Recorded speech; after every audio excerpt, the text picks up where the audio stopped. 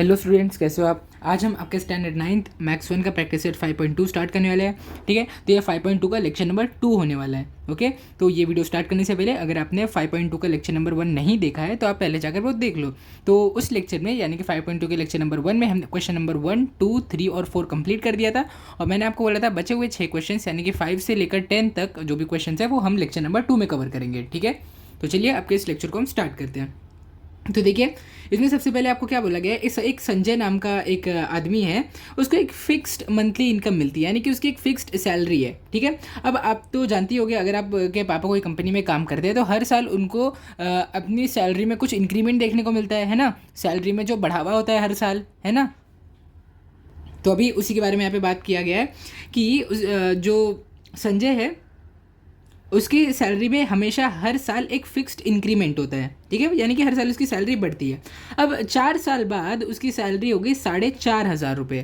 ठीक है, और फिर 10 साल बाद उसकी सैलरी क्या होगी, 5,400 रुपये हो गए। ठीक है, तो अभी आपको ये दोनों बेसिस के ऊपर आपको क्या बताना है, ओरिजिनल सैलरी बताना है और ईयरली इंक्रीमेंट बताना है कि कितना होता था संजय के पास। ठीक है, यानी कि संजय की हर साल संजय की सैलरी कितनी बढ़ती थी और संजय की ओरिजिनल सैलरी पहले साल में क्या थी वो आपको बताना है। ठीक है, तो अभी यहाँ पे हम लीनियर इक्वेशन इन 2 वेरिएबल लगाएंगे और जो संजय की इनिशियल सैलरी थी उसको हम x मान लेंगे। ठीक है, और हर साल जो अमाउंट बढ़ता है उसको हम y मान लेंगे। ठीक है, अभी मान लो कि आपकी सैलरी है 100 रुपये, है ना। इतनी कम तो होती नहीं, मैं आपको एग्जांपल के लिए दे रहा हूँ कि मान लो आपकी सैलरी है 100 रुपये और हर साल आपकी सैलरी में 10 रुपये बढ़ेंगे। ठीक है, तो अभी अगर मैं आपको बोलूँ कि 1 साल बाद आपकी सैलरी कितनी होगी, अब इसमें 10 रुपये बढ़ा दोगे 110 रुपये हो जाएगी, है ना। फिर वही मैं अगर पूछूंगा कि 2 साल बाद कितनी होगी, तो आप 100 रुपये में 20 रुपये ऐड कर दोगे, है ना, क्योंकि 2 बार 10 रुपये ऐड होंगे तो 120 हो जाएगा। वही मैं आपसे अगर पूछूँ 4 साल बाद कितनी होगी, तो 1 + 40 करोगे, आपकी 140 सैलरी हो जाएगी। ठीक है, तो अभी जो आपका ईयरली इंक्रीमेंट था उसको आपने 4 से मल्टीप्लाई कर दिया, तब जाके आपको 4 साल बाद की सैलरी मिली,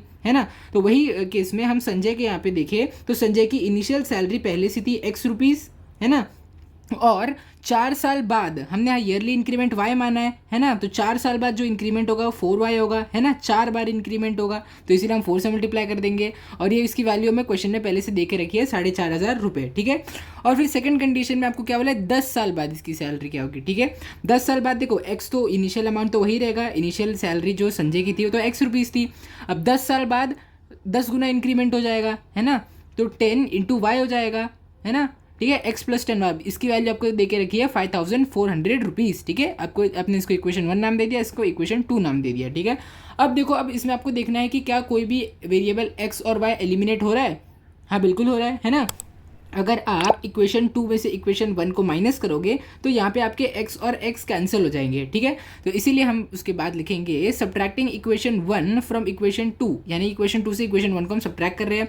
तो x + 10y = 5,400 और x + 4y = 4,500। अब क्योंकि हम यहाँ पे सब्ट्रैक्ट कर रहे हैं तो ये 4,500 नेगेटिव हो जाएगा, ये +4y भी नेगेटिव 4y हो जाएगा और ये +x भी नेगेटिव x हो जाएगा। ठीक है, अब देखते हैं कौन सी चीज़ें कट रही है यहाँ पे।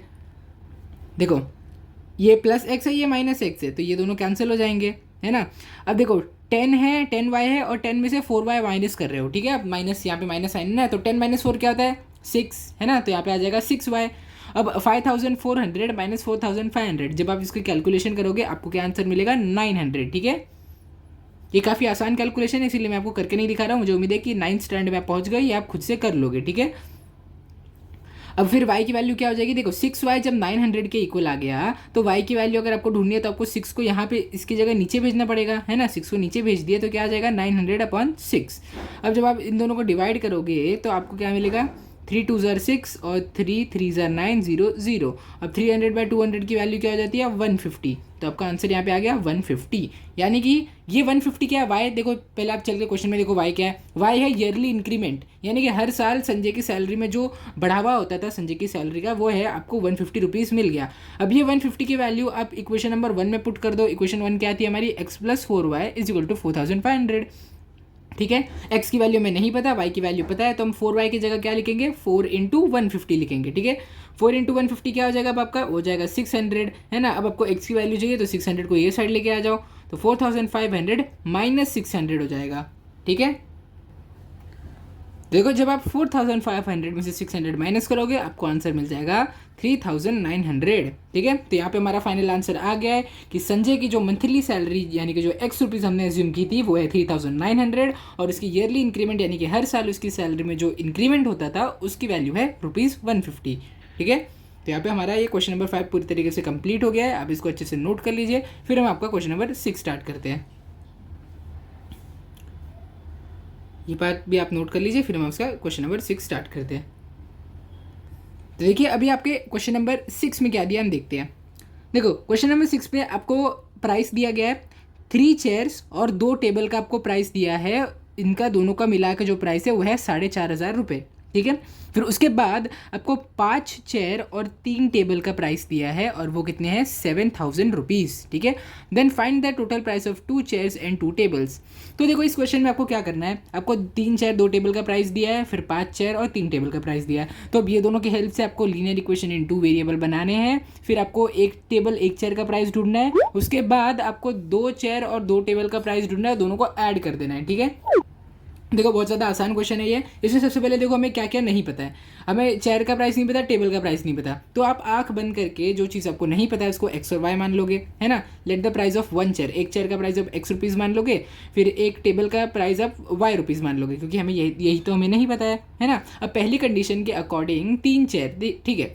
देखो अभी मान लो मैं बोल रहा हूँ एक चेयर आपकी है 100 रुपये की।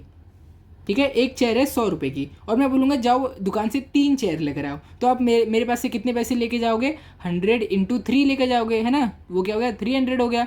अब मान लो एक टेबल का प्राइस है 200 रुपये और मैं आपको बोल रहा हूँ जाओ दुकान से 4 टेबल लेकर आओ, तो आप मुझसे कितने पैसे लेके जाओगे 4 × 200, है ना। एक टेबल का दाम 200 रुपये है तो 4 टेबल का दाम हो जाएगा 800 रुपये, है ना। अब मतलब मैं जितने टेबल आपसे मांग रहा हूँ या जितने कुर्सी में आपसे मांग रहा हूँ आप वही नंबर से इसके ओरिजिनल प्राइस को मल्टीप्लाई कर रहे हो, है ना। तो अभी देखो हमने एक चेयर का प्राइस एक्स रुपीज़ माना, एक टेबल का हमने प्राइस वाई रुपीज़ माना। तो अब देखो फर्स्ट कंडीशन में 3 चेयर 2 टेबल है ना। 3 चेयर मतलब 3x और 2 टेबल मतलब 2y। अब ये दोनों का मिलके प्राइस कितना था 4500 रुपीज़। ठीक है, तो इसको हमने इक्वेशन 1 मान लिया है। अब इसके बाद सेकंड कंडीशन में आपको 5 चेयर का प्राइस यानी कि 5 कुर्सी कितने हो जाएंगे 5 × x। एक कुर्सी का दाम है x रुपीज़ तो 5 कुर्सी का दाम हो गया 5x रुपीज़, है ना। सेम वही तरीके से एक टेबल का प्राइस है y रुपीज़ और 3 टेबल का प्राइस हो जाएगा 3y रुपीज़, है ना। ये क्या है 7000 रुपीज़। ठीक है, तो अब देखो यहाँ पर आपको कोई भी ऐसा नंबर आपको दिखेगा नहीं जो एलिमिनेट हो रहा है। ठीक है, सीधे सीधे एडिशन सब्ट्रैक्शन से यहाँ पे कोई भी नंबर आपको एलिमिनेट होते हुए नहीं दिख रहा है, इसीलिए आप मल्टीप्लाई करोगे कॉमन मल्टीपल से। ठीक है, तो अब देखो यहाँ पर आपको 2y दिया है, यहाँ पे 3y दिया है। ठीक है, अगर मैं इस पूरे इक्वेशन 1 को 3 से मल्टीप्लाई कर दूँ तो अगर आप देखोगे तो 3 × 2y क्या हो जाएगा 6y हो जाएगा, है ना। तो यहाँ पे आपको 6y मिल जाएगा। और वही अगर मैं इक्वेशन 2 को मैं 2 से मल्टीप्लाई कर दूँ तो देखो 2 × 3y क्या हो जाएगा 6y, है ना। यहाँ पे भी 6y आ गया, यहाँ पे भी 6y आ गया। अब उसके हेल्प से हम आगे चल के एलिमिनेशन कर सकते हैं। ठीक है, तो पहले हम मल्टीप्लिकेशन करते हैं फिर मैं आपको दिखाता हूँ कैसे एलिमिनेशन करेंगे हम। तो मैंने यहाँ पे इसीलिए क्या बोला कि इक्वेशन 1 को आप 3 से मल्टीप्लाई कर दो ताकि 3 × 2 = 6 हो जाए और इक्वेशन 2 को आप 2 से मल्टीप्लाई कर दो ताकि यहाँ पे भी 3 × 2 = 6 हो जाए। ठीक है, तो अब देखो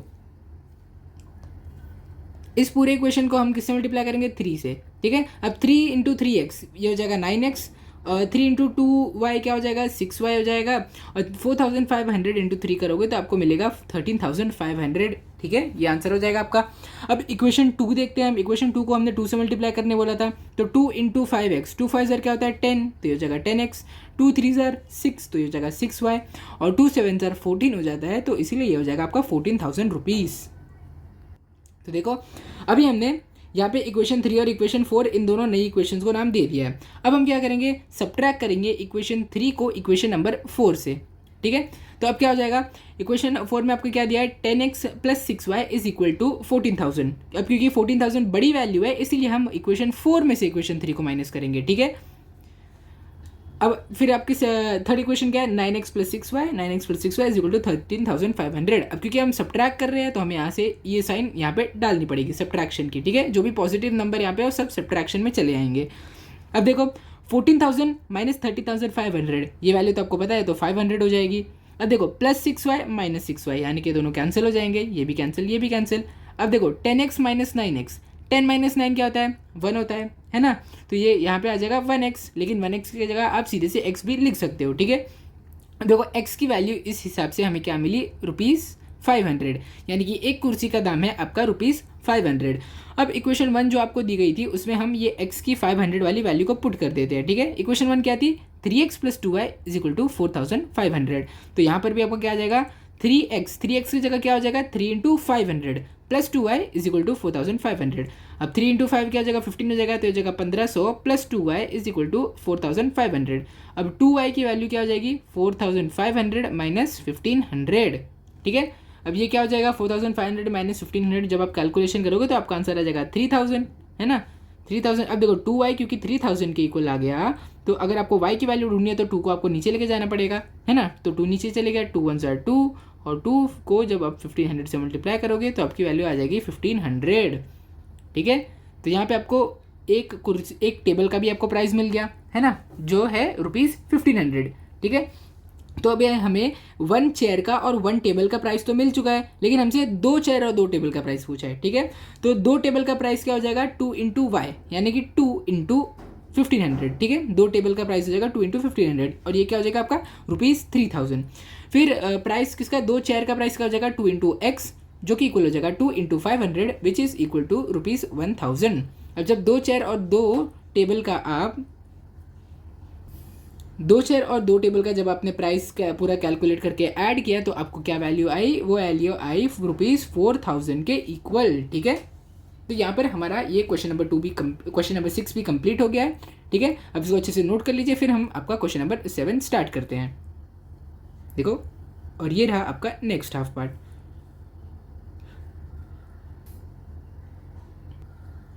तो देखिए ये रहा आपका क्वेश्चन नंबर 7। पहले मैं आपको क्वेश्चन एक्सप्लेन कर दूं, फिर हम इसको सॉल्व करते हैं, ठीक है।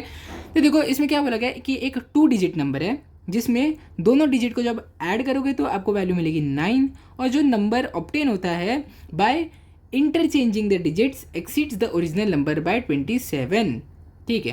तो इसमें क्या बोला गया है, अभी मान लो मैं आपको एक नंबर दे रहा हूँ 53, ठीक है। मैंने 53 आपको एक नंबर दिया है, 53 नहीं, इसको ठीक है 53 इसको मान लेते हैं हम। तो 53 एक नंबर है, तो इसमें टेंस प्लेस पे जो वैल्यू है वो कौन सा नंबर है, 10 के प्लेस पे कौन सा नंबर है, 5 है। और यूनिट्स देखो, ये टेंस की प्लेस होती है और ये यूनिट्स की होती है, यूनिट की जगह पर कौन सा नंबर है, 3 नंबर है, ठीक है। तो अब ये हो गया। अब अगर मैं आपको पूछूँ कि अब अगर मैं यही आपको 53 नंबर नहीं दूंगा, ठीक है, 53 मैंने नहीं दिया, और मैंने बोला कि एक ऐसा नंबर है जिसमें टेंस प्लेस पे 5 है और यूनिट्स प्लेस पे आपका 3 है, तो अब मुझे बताइए नंबर कौन सा होगा।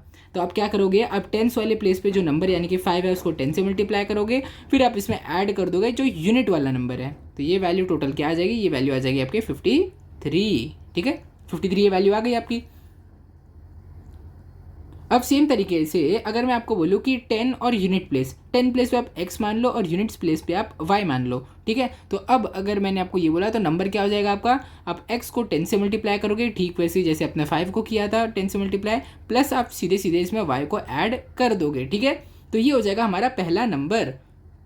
देखो ओरिजिनल नंबर ये रहा हमारा, जो ओरिजिनल नंबर हमारा रहने वाला ये है 10x + y, ठीक है। और फिर इसमें जब बोला है कि वैल्यूज़ को इंटरचेंज, मतलब कि डिजिट्स को इंटरचेंज कर दोगे, देखो जब आप 53 के डिजिट्स को इंटरचेंज करोगे तो क्या आ जाएगा, 35 आ जाएगा, है ना, ठीक है।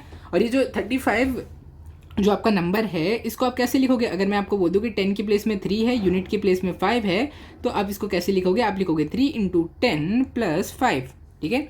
सेम वही तरीके से जब आप यहाँ पर भी इंटरचेंज कर दोगे तो यहाँ पे आपको पहले y आ जाएगा, फिर x आ जाएगा, y टेंस के प्लेस पे रहेगा और x यूनिट्स के प्लेस पे रहेगा। फिर आप क्या करोगे, 10 × y + x करोगे आप, ठीक है। तो ये हो जाएगा आपका न्यू नंबर, ये है आपका ओरिजिनल नंबर और ये है आपका न्यू नंबर। न्यू नंबर क्या है, 10y + x, ठीक है। यहाँ पे आप कर लो 10y + x। तो देखो आप फर्स्ट कंडीशन के अकॉर्डिंग, फर्स्ट कंडीशन में आपको x + y यानी कि दोनों डिजिट को जब ऐड करोगे तो आपको वैल्यू मिलेगी 9, ये हो गई आपकी वैल्यू, है ना, 9। अब अकॉर्डिंग टू सेकंड कंडीशन, अब सेकंड कंडीशन में क्या बोला गया है कि जो नया नंबर है वो पुराने नंबर से 27 मतलब 27 टाइम्स नहीं बोल सकते, 27 नंबर से बड़ा है ना। यानी कि अगर आप देखोगे तो देखो यहाँ पर तो मैंने एक बड़ा नंबर ले लिया, अगर मैं वहीं आपको बोलूँ कि पहले इनिशियल नंबर आपका 35 था, इनिशियल 35 था और फाइनली जब इंटरचेंज किया तो 53 आ गया। अब देखो 53 35 से ग्रेटर है ना। अब 53 में से जब 35 माइनस करोगे तो कितना नंबर आपको मिलेगा, देखते हैं इसको हम इसको सब्ट्रैक्ट करके देखते हैं। देखो ये हो जाएगा 13, ये हो जाएगा 4 और ये हो जाएगा 1 और 8, ठीक है 18 हो जाएगा यहाँ पे। लेकिन हमसे क्या क्वेश्चन में बोला है कि ये जो नया नंबर है ये 27 है, तो यहाँ पे उस नंबर में 27 आ जाएगा, ठीक है। तो चलिए अभी हम इसको करते हैं।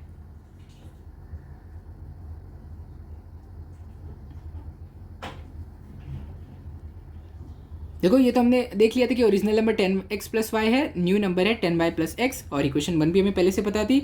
अब देखो जो इनिशियल नंबर था वो था हमारा 10y प्लस एक्स, है ना। लेकिन जो न्यू नंबर है वो ग्रेटर है बाय 27, तो हम इनिशियल नंबर में जब 27 को ऐड कर देंगे तब जाके हमें नया नंबर मिलेगा, और वो नया नंबर था हमारा 10y प्लस एक्स, ठीक है। अब देखो सेम टर्म्स को एक साथ ले लो, ये 10x को यहाँ पर लेके चले जाओ और प्लस वाई को भी यहाँ पर लेके चले जाओ, ठीक है। तो ये 10x माइनस 10x हो जाएगा और ये प्लस वाई माइनस वाई हो जाएगा, ठीक है। अब देखो 10y माइनस वाई क्या हो जाएगा आपका 9y हो जाएगा, प्लस x माइनस 10 यानी कि 1 माइनस 10 तो माइनस 9 होता है ना। तो ये हो गया। अब आप x वाले टर्म को पहले लिख लो और y वाले को बाद में लिख दो, ठीक है। तो ये हो जाएगा -9x plus 9y is equal to 27, ठीक है। अब हम दोनों साइड का जो इक्वेशन है उसको 9 से डिवाइड कर देते हैं ना, ताकि हमारा इक्वेशन थोड़ा सिंप्लीफाई हो जाए। तो जब आप डिवाइड करोगे तो ये देखो 9 यहाँ पे -9 है, तो जब इसको 9 से डिवाइड करोगे तो क्या मिलेगा, -1 मिलेगा। -1 की जगह आप सीधे सीधे -x लिख सकते हो, ठीक है। अब देखो 9y डिवाइडेड बाय 9, ये तो सिर्फ y दे देगा, है ना, क्योंकि 9 1 9 होता है। अब 27 को जब आप 9 से डिवाइड करोगे तो क्या मिलेगा, 9 1 9, 9 3 27, तो यहाँ पे भी आप क्या आ गया 9 3 27, ठीक है। तो देखो यहाँ पर हमें कुछ इक्वेशंस मिल गई है, और ये इक्वेशंस क्या है, इक्वेशन 1, और इसको हमने क्या मान लिया, इसको हमने मान लिया इक्वेशन नंबर 3, ठीक है। अब देखो जब सीधे सीधे आप इक्वेशन 1 और 3 को ऐड करोगे तो प्लस एक्स और माइनस एक्स तो अपने आप ही कैंसिल हो जाएंगे, ठीक है। ठीक है, तो चलिए इक्वेशन 3 को इक्वेशन 1 से हम सब्ट्रैक्ट कर लेते हैं, ठीक है। अभी एडिशन वाला टर्म तो आसान है थोड़ा, आप अगर ट्रिकी वे में करोगे तो आपको और आसानी पड़ेगी, ठीक है। तो इसलिए हम इक्वेशन 3 को इक्वेशन 1 से सब्ट्रैक्ट कर लेते हैं, ठीक है। तो अब देखो जब आप सब्ट्रैक्शन करोगे तो यहाँ पे आपको क्या मिलेगा, माइनस एक्स क्या हो जाएगा, प्लस एक्स हो जाएगा, प्लस वाई 9y हो जाएगा, प्लस 3 माइनस 3 हो जाएगा, ठीक है। अब देखो 9 माइनस 3 6 होता है, प्लस वाई और minus Y, plus Y minus Y दूसरे को क्या करेंगे, कैंसिल कर देंगे, ठीक है। और फिर ये देखो प्लस एक्स और माइनस एक्स, ठीक है, लेकिन ये माइनस एक्स हमारा प्लस एक्स हो चुका है, ये देखो प्लस है ना, तो प्लस एक्स हो जाएगा आपका 2x, ठीक है। और x की वैल्यू हो जाएगी आपकी 6 डिवाइडेड बाई 2, जो कि हो जाएगी 3 के इक्वल। अब आप क्या करोगे, ये x की वैल्यू जो 3 है इसको आप इक्वेशन 1 में पुट कर दोगे। इक्वेशन 1 कहती है x plus Y is equal to 9, और x की वैल्यू 3 है तो 3 plus Y is equal to 9, Y is equal to 9 minus 3, 9 minus 3 आपका दे देगा 6, ठीक है।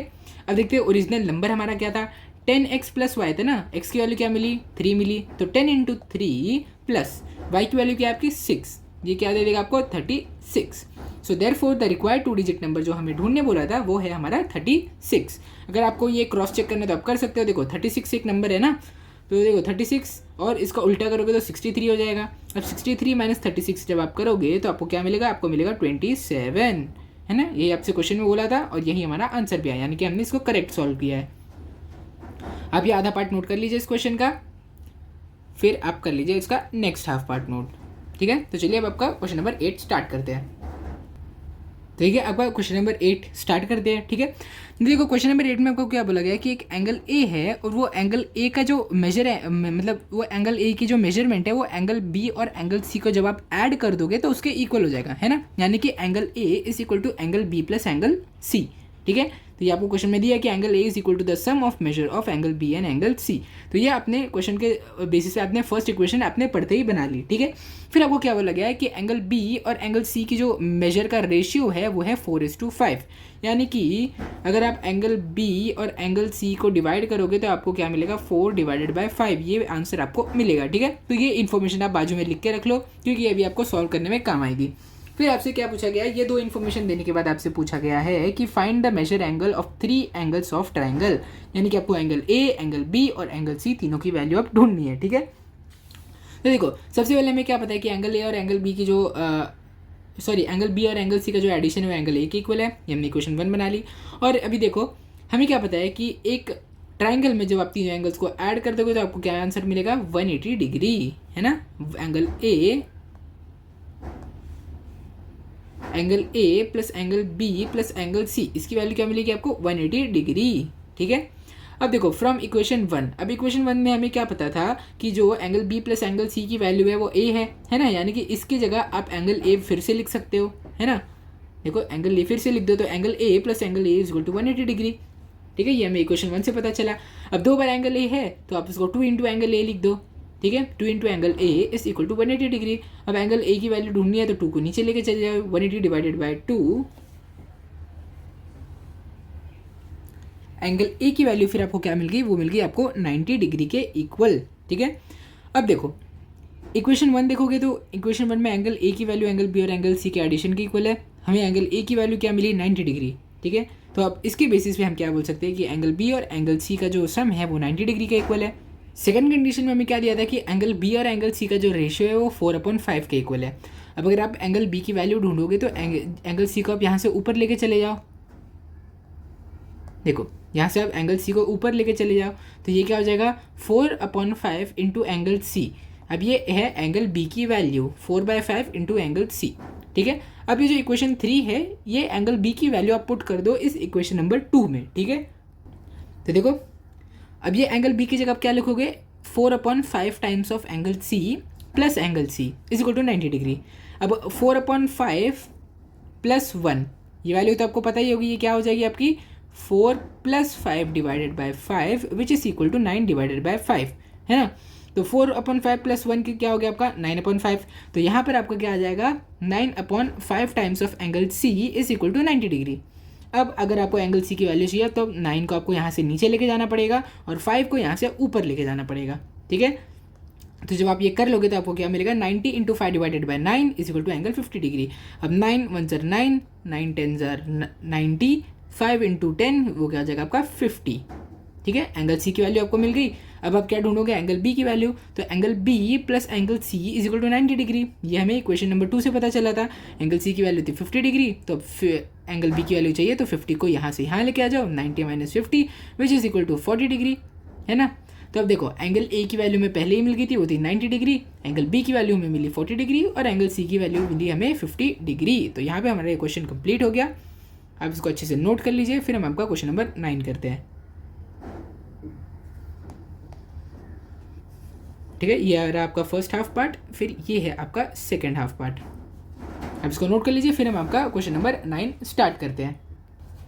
तो देखिए ये रहा आपका क्वेश्चन नंबर 9। तो देखो क्वेश्चन नंबर 9 में आपको क्या बोला गया है कि एक रोप है, यहाँ पे एक रोप है, ये रोप की लेंथ है 560 सेंटीमीटर, मतलब ये टोटल रोप की लेंथ है आपकी 560 सेंटीमीटर। इसको 2 पार्ट में डिवाइड करो such that twice the length of smaller part is equal to 1/3 of the larger part, ठीक है। तो आपको इस रोप को ऐसे 2 पार्ट्स में आपको डिवाइड करना है सच दैट कि ये ऐसा डिवाइड हो, ठीक है, ऐसे डिवाइड हो। अब ये ऐसे डिवाइड होगा तो मान लिया छोटा पार्ट आपका x है और ये बड़ा वाला पार्ट है आपका y। अब आपको ऐसे मल्टीप्लाई करना है सच that twice the length of smaller part, यहाँ पे बोला गया है, यानी कि स्मॉलर पार्ट x को जब आप 2 से मल्टीप्लाई करोगे is equal to 1/3 of the larger part, यानी कि लार्जर पार्ट जो y है उसका 1/3 मतलब 1/3 हिस्सा, यानी कि 1 डिवाइडेड बाय 3 से मल्टीप्लाई करोगे, ठीक है। तो ये आपको ऐसा कुछ मिलना चाहिए, आपको इसको ऐसे डिवाइड करना है, ठीक है। मतलब इसको ऐसे, इस रोप को आपको ऐसे डिवाइड करना है कि सच दैट आपको ये इक्वेशन मिले 2 × x is equal to y × 1/3। तो y × 1/3 क्या हो जाएगा आपका y/3 हो जाएगा, 2 × x 2x हो जाएगा। अब x की वैल्यू चाहिए, मतलब x को इसके साथ अगर आपको जोड़ना है तो आप इसको नीचे लेके चले जाओ, मतलब ये 3 को आप ऊपर लेके चले जाओ, तो ये क्या हो जाएगा 2x × 3 is equal to y, यानी कि 6 times of x is equal to y। y की वैल्यू आपको क्या मिली 6 टाइम्स ऑफ x, जब x को 6 से मल्टीप्लाई करोगे तो आपको मिल जाएगी y की वैल्यू, ठीक है। तो यहाँ पे देखो उसी बेसिस पे हमने यहाँ पे आपकी इक्वेशन नंबर 2 बनाई। सबसे पहले हम इक्वेशन 1 देख लेते हैं। देखो इक्वेशन 1 तो बहुत सिंपल है, बहुत ज़्यादा ही सिंपल है, मेन चीज़ आपको इक्वेशन 2 में करनी थी। देखो ये पार्ट है x, ये पार्ट है y, जब दोनों x और y पार्ट को दोनों जोड़ दोगे तो टोटल लेंथ मिलेगी, है ना। तो आपने x और y को 560 x plus Y is equal to 560 ये आपको पहले से क्वेश्चन में पता था आपको ये, क्योंकि हमने छोटे वाले पार्ट की वैल्यू x सेंटीमीटर मानी है और लार्जर पार्ट जो है y उसको हमने y सेंटीमीटर माना है, ठीक है। तो अभी यहाँ पे हमने ये जो यहाँ पे हमने सॉल्व किया है वो यहाँ पे भी किया है। देखो 2 into X is equal to Y into 1/3, तो y की वैल्यू आपकी हो जाएगी 6x के इक्वल। अब y को यहाँ से यहाँ लेके आ जाओ तो ये प्लस की जगह नेगेटिव बन जाएगा, तो आपको क्या मिलेगा 6x minus Y is equal to 0। ये है आपकी इक्वेशन नंबर 2, ठीक है। अब देखो जब हम इक्वेशन 1 और इक्वेशन 2 को ऐड करेंगे तो प्लस वाई और माइनस वाई एक दूसरे को अपने आप कैंसिल कर देंगे, ठीक है। तो इसीलिए आप आँख बंद करके एकदम सीधे से इन दोनों इक्वेशंस को ऐड कर दो, ठीक है। तो जब आप इन दोनों इक्वेशंस को ऐड कर दोगे तो आपको क्या मिलेगा, x plus Y is equal to 560, 6s minus Y is equal to 0। अब क्योंकि ये एडिशन है इसलिए साइन में कोई चेंज नहीं आएगा। 560 प्लस 0 560 होता है, plus Y minus Y cancel हो जाएंगे, एक दूसरे को कैंसिल कर देंगे, है ना। तो यहाँ पे 0 आ जाएगा। अब देखो x प्लस 6x ये क्या हो जाएगा आपका 7x हो जाएगा। Therefore 7x is equal to 560। अब x की वैल्यू चाहिए तो इस 7 को यहाँ पे नीचे लेके चले जाओ तो वो क्या हो जाएगा 560 divided by 7 is equal to, अब देखो 7 1 जार 7 होता है। देखो मैं यहाँ पे आपको करके दिखाता हूँ। देखो 7 1 जार 7, 7 8 जार 56 और 7 0 जार 0, है ना। तो x की वैल्यू आपको मिल गई 80 के इक्वल। अब जो x की वैल्यू ये जो 80 है इसको आप इक्वेशन कौन सी इक्वेशन में पुट करोगे, इस इक्वेशन नंबर 1 में पुट कर दो, ठीक है। तो x plus Y is equal to 560 था तो इसकी जगह क्या हो जाएगा 80 प्लस वाई इजिकल टू 560। तो y की वैल्यू क्या मिल जाएगी 560 माइनस 80। 560 माइनस 80 जब आप करोगे तो आंसर क्या मिलेगा, कैलकुलेशन करोगे तो आपको आंसर मिलेगा 480, ठीक है। तो अभी देखते हैं कि हमें ये जो दो वैल्यूज़ मिले क्या दो वैल्यूज़ सही से इक्वेशन में बैठ रही है कि नहीं बैठ रही, ठीक है। तो आपको क्या बोला गया था कि 2 times of x is equal to y divided by 3। तो अभी हमने x की वैल्यू में क्या मिली पहले देखते हैं। x की वैल्यू मिली x की वैल्यू हमें मिली 80, तो 2 इंटू 80 करोगे तो आपको क्या मिलेगा 160 मिलेगा, है ना। y की वैल्यू क्या मिली आपको 48 मिली है, 48 डिवाइडेड बाई 3। अब जब आप 48 डिवाइडेड बाई 3 की जब आप कैलकुलेशन करोगे यहाँ पे भी आपको मिलेगा 160, ठीक है। अब क्योंकि ये दोनों वैल्यू सेम आ रही है इसीलिए हम बोल सकते हैं कि हमने इस इक्वेशन को करेक्टली सॉल्व किया है, ठीक है। इस तरीके से आप एग्जाम में भी जल्दी से अपने आंसर्स को क्रॉस चेक कर सकते हो कि आपका आंसर सही आया या गलत आया है, ठीक है। तो देखिए यहाँ पर हमारा ये क्वेश्चन भी कंप्लीट हो गया है। क्वेश्चन नंबर 9 का ये देखिए फर्स्ट हाफ पार्ट आप देख लीजिए, फिर ये बचा हुआ पार्ट भी आप देख लीजिए, ठीक है। अब चलिए अब आपका हम क्वेश्चन नंबर 10 स्टार्ट करते हैं। तो देखो क्वेश्चन नंबर 10 ये आपका लास्ट क्वेश्चन है इस प्रैक्टिस सेट का। इसमें आपको क्या बोला गया है कि एक कॉम्पिटिटिव एग्जाम है, इसके अंदर 60 क्वेश्चन दिए गए हैं, ठीक है। अगर आप एक क्वेश्चन का आंसर करेक्टली करोगे तो आपको उसके लिए 2 मार्क्स मिलेंगे और गलत क्वेश्चन अगर करोगे तो आपका 1 मार्क्स माइनस कर लिया जाएगा, ठीक है। तो देखो अभी आप जो पेपर देते हो आप कॉम्पिटिटिव एग्जाम का पेपर नहीं देते हो, ठीक है, आप नॉर्मल एग्जाम का पेपर देते हो। इसमें अगर आपका सही हुआ तो आपको मार्क्स मिलेंगे, गलत हुआ तो कुछ भी नहीं मिलेगा, है ना। गलत हुआ तो अंडा मिलता है ना। तो देखो आपने देखा होगा ना जो बच्चे आपके क्लास में पढ़ाई नहीं करते होंगे उनको एग्जाम में अंडा मिलता होगा, भले से वो गलत आंसर लिख के आए लेकिन उन्हें मिलता अंडा है।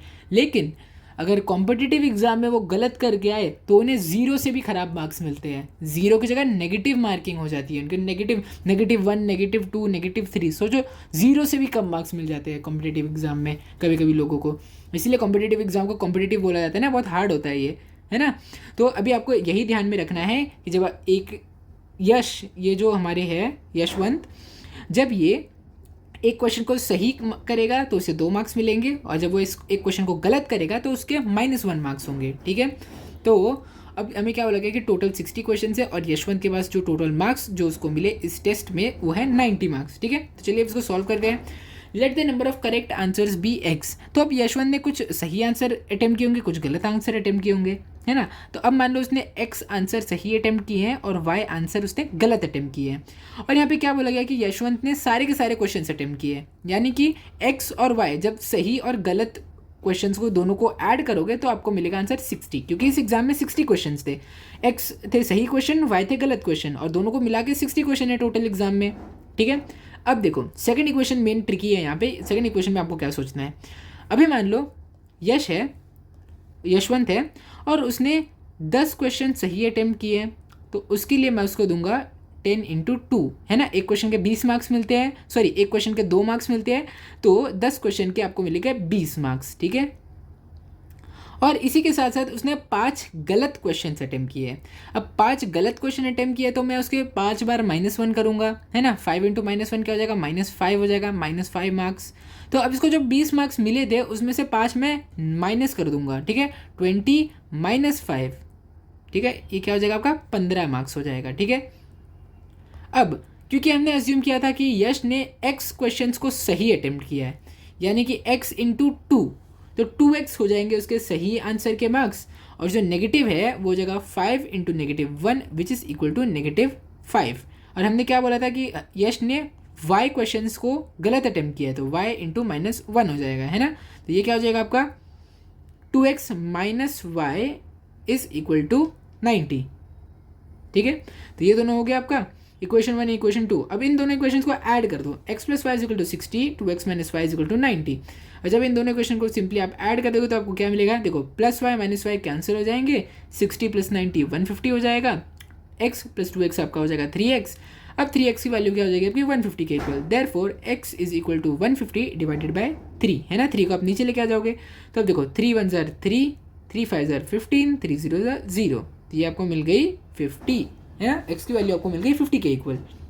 अब ये जो x की वैल्यू 50 है, यानी कि 50 सही क्वेश्चंस जो यशवंत ने अटेम्प्ट किए थे, इस वैल्यू को आप पुट कर दोगे क्वेश्चन नंबर 1 में। क्वेश्चन नंबर 1 क्या थी, x + y = 60। अब x की वैल्यू में क्या मिली 50, तो 50 + y = 60, देयरफॉर y = 60 - 50, जो कि आपको दे देगा आंसर 10 के इक्वल, ठीक है। देयरफॉर आपसे क्या पूछा गया है, क्वेश्चन में आपसे क्या पूछा था कि यशवंत ने कितने गलत क्वेश्चंस को अटेम्प्ट किया है, ठीक है।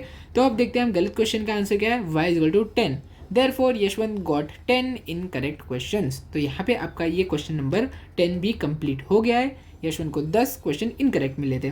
चलिए एक बार क्रॉस चेक भी कर लेते हैं, है ना। यशवंत ने कितने क्वेश्चन सही अटेम्प्ट किया, 50, ठीक है। एक सही क्वेश्चन के लिए 2 मार्क्स मिलते हैं, तो 50 सही क्वेश्चन के लिए क्या मिलेगा 15 × 2, जो कि हो जाएगा 100 मार्क्स उसको सही क्वेश्चन अटेम्प्ट करने के मिले हैं। अब उसने 10 क्वेश्चन गलत अटेम्प्ट किया, तो 10 इंटू -1 हो जाएगा, 10 इंटू -1 कितना हो जाएगा, -10 मार्क्स हो जाएंगे।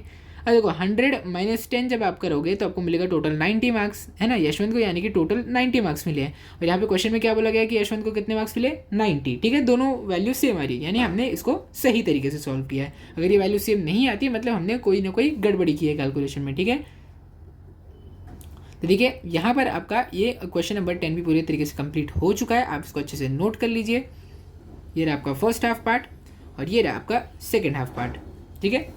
तो यहाँ पे हमारा ये प्रैक्टिस सेट 5.2 पूरे तरीके से कंप्लीट हो गया है। क्वेश्चन नंबर 1 से लेकर क्वेश्चन नंबर 10 हमने हर एक क्वेश्चन हर एक प्रॉब्लम सेट यहाँ पे अच्छे से एकदम डिटेल में सॉल्व कर लिया है, और मुझे उम्मीद है कि यहाँ इस क्वेश्चन नंबर 1 से लेकर 10 में आपको कोई भी क्वेश्चन में डाउट नहीं होगा, और अगर एग्जाम में इससे रिलेटेड कोई भी क्वेश्चन है तो आप एग्जाम में फुल मार्क्स लाओगे, ठीक है। तो अगर आपको वीडियो अच्छा लगा होगा तो इस वीडियो को लाइक करो, शेयर करो और चैनल को सब्सक्राइब करो। Thank you.